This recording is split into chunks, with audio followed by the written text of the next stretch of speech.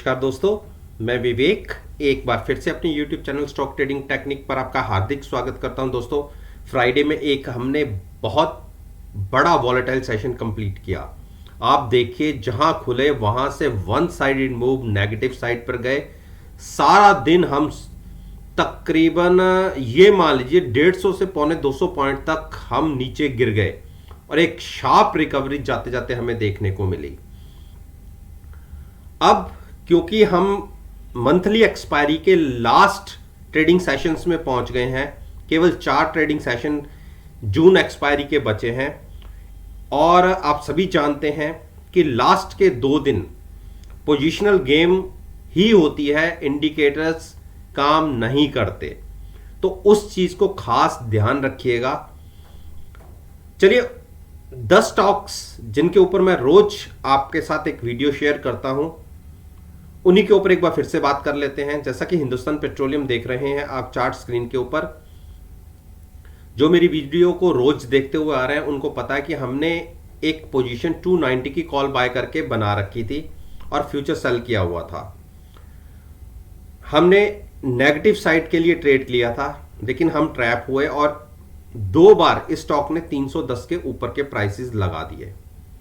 No doubt उस case में हमें कॉल में उतने पैसे तो नहीं मिल रहे थे, लेकिन फ्यूचर्स में उससे ज्यादा नुकसान हो रहा था। लेकिन फ्राइडे सेशन की जो गिरावट है, ये अगर कंटिन्यू होती है तो इस ट्रेड में हम अच्छे प्रॉफिट में भी कन्वर्ट हो सकते हैं। देखिए, स्टॉक ने इंट्राडे के अंदर 294 तो लगा ही दिया था, 292, और आप देख लीजिए 300 की कॉल और 290 कॉल हमने 8-10 रुपए में नहीं खरीदी थी। तो अगर देखें, अगर एक मूव और मिल जाती है और स्टॉक 290 ब्रेक कर जाता है तो एक अच्छे प्रॉफिट में भी हमारा ये ट्रेड कन्वर्ट हो जाएगा। अभी हम ये तो कह सकते हैं कि 290 की कॉल में जितना हमने प्रीमियम दिया था उतना प्रीमियम अभी उसमें नहीं बचा हुआ। हाँ, और फ्यूचर में भी अभी हमें 2-3 रुपए लग ही रहे हैं, तो अल्टीमेटली अभी तक हम लॉस में हैं। लेकिन जो लॉस काफी ऊपर की तरफ चला गया था उसमें काफी कंट्रोल आ गया, समझ लीजिए 80% उसमें से रिकवर हो गया।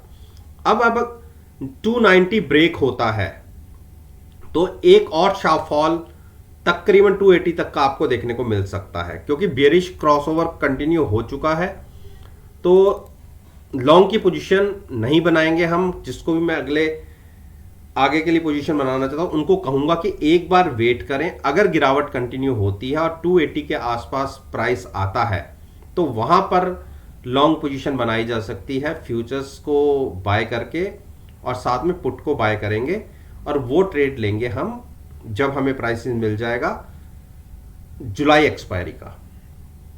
अब बात करते हैं आईटीसी। देखिए, आईटीसी में 205 के नीचे के प्राइसेस में मिल गए, जबकि 202 तक का लो लग गया। और मैंने अपनी पिछली तमाम वीडियोस में बोला है 205 और 200 के बीच में आप जहां कंफर्टेबल हो वहां पर बाय कर लीजिएगा और साथ में पुट बाय कीजिएगा, फ्यूचर लॉन्ग कीजिएगा। चलिए, 200 और 205 के बीच में 202.5 का प्राइस बनता है। मैं ये कहता हूं कि आपने 205 पर भी बाय किया है तो भी कोई दिक्कत नहीं है।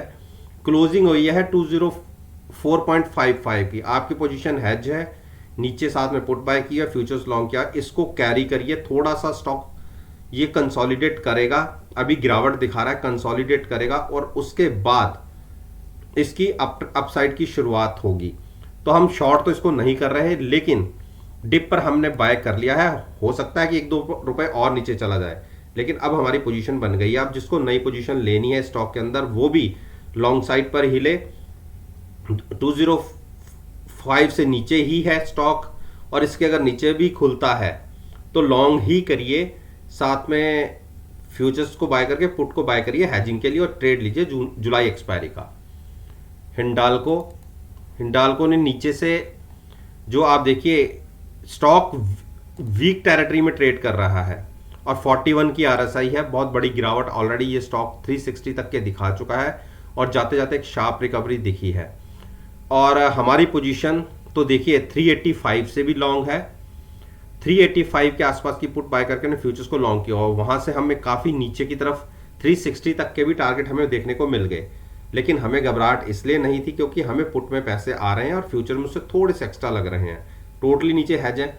और आप सभी जानते हैं कि आपने स्टॉक को काफ़ी नीचे हाई से 60 से 70 पॉइंट नीचे बाय किया है, तो बिल्कुल लॉन्ग में बने रहें। अब जिसको नया ट्रेड लेना है, देखिए इतने नीचे के लेवल पे शॉर्ट तो करेंगे नहीं, जिसको ट्रेड नया लेना है 375 के ऊपर क्लोजिंग मिलती दिखती है तो लॉन्ग कर सकते हैं, जिसको नया ट्रेड लेना है।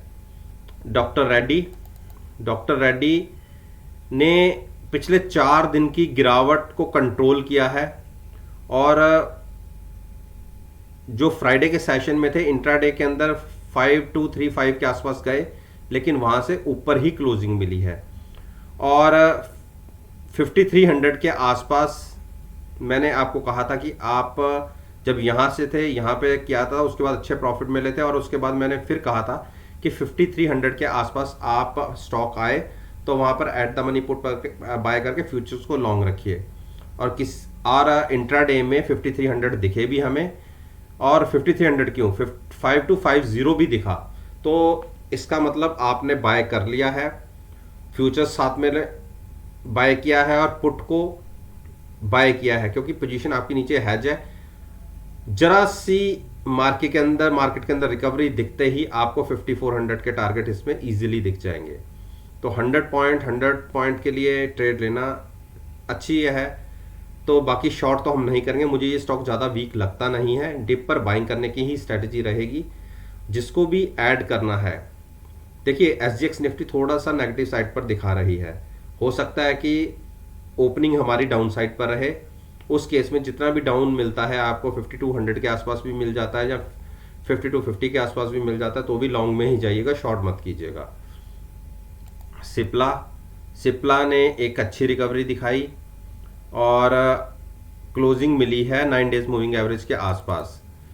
और अभी जिसको लॉन्ग लेना है, लॉन्ग 960 के ऊपर क्लोजिंग मिलने पर फ्रेश लॉन्ग कीजिएगा। बाकी जो हमने मेरी यहां से वीडियोस को आप देख लीजिए, मैंने क्या कहा था कि 950 के आसपास मिले, 945 के आसपास मिले तो आप लॉन्ग कर लीजिएगा।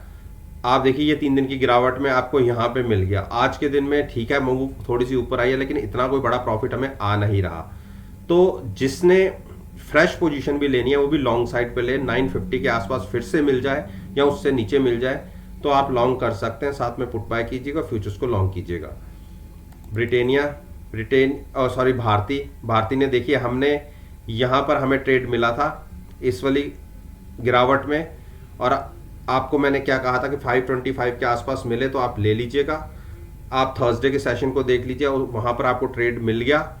और अगले दिन फिर मैंने कहा था कि अगर मैंने अपने लिए बोला था कि मैं 515 और 520 के बीच में कंफर्टेबल होऊंगा लॉन्ग करने के लिए, आप देखिए 518 के प्राइसेस भी आपको देखने को मिले और वहीं से शार्प रिकवरी और 540 की क्लोजिंग मिली है। आप मेरी पिछली वीडियो उठा के देख लीजिए, यही चीज मैंने बोली थी। और हम इस स्टॉक में ज्यादा वेट नहीं करेंगे क्योंकि मुझे नहीं भारती के अंदर कोई बड़ी स्ट्रेंथ दिखती। मुझे अगर ये स्टॉक फिर से 545 के आसपास मुझे एग्जिट मिलती है तो मैं वहां से एग्जिट कर लूंगा। बाकी जिन्होंने डिप पर नीचे 530, 525, 520 के आसपास भी बाय किया है, वो भी एक बार 545 के आसपास एग्जिट कर लें, अपने प्रॉफिट को लेके शांत होकर बैठ जाओ, फिर गिरावट में हम फिर सोचेंगे। तो अब बात करते हैं बजाज फाइनेंस ने एक डोजी बनाया है और मुझे इसमें गिरावट की आशंका लग रही है। देखिए पिछले 2 दिन से इसने एक मजबूती दिखाई है, लेकिन मुझे इसके अंदर एक गिरावट की आशंका लगती है। मुझे लगता है कि ये 6000 एक बार ब्रेक करेगा और 5900 को टच करेगा। देखिए हम शॉर्ट तो नहीं करेंगे, लेकिन 5900 के आसपास 5850 या 5900 के आसपास आएगा तो वहां पर लॉन्ग करेंगे, जो रिसेंटली हमें देखने को भी मिला 5900 के आसपास का प्राइस। लेकिन मैंने ये जो 2 मूविंग एवरेज है इसके नीचे या इसके ऊपर ही लॉन्ग करने की बात करी थी, थोड़ा सा ऊपर से लौट गया और जो मंडे के लिए प्राइस बनता है वो 5875 के आसपास का बनता है। अगर वहां तक गिरावट आती है तो हम सोच सकते हैं फ्यूचर्स को लॉन्ग करने की और साथ में पुट बाय करेंगे और ट्रेड लेंगे जुलाई एक्सपायरी का। अब देखिए अरविंदो फार्मा ने जो मेरे ये टारगेट थे 929 के, देखिए मैंने मेंशन किए हुए थे, ये भी अचीव हो गए। लेकिन ट्रेडर्स को तो मैंने शॉर्ट के लिए बोला था, लेकिन रिटेल इन्वेस्टर्स को बिल्कुल नहीं बोला था। और हमारी पोजीशन अपनी आप सभी को पता है कि 1000 की पुट के साथ भी बनी हुई है, तो हम तो अपनी पोजीशन को होल्ड करके बैठे हुए हैं। हमें पुट के अंदर बहुत अच्छा प्रॉफिट है और कोई नुकसान नहीं है। हमने डिप पर बाइंग करने की ही स्ट्रेटजी बनाई थी जब यहां पे कंसोलिडेशन की बात चल रही थी।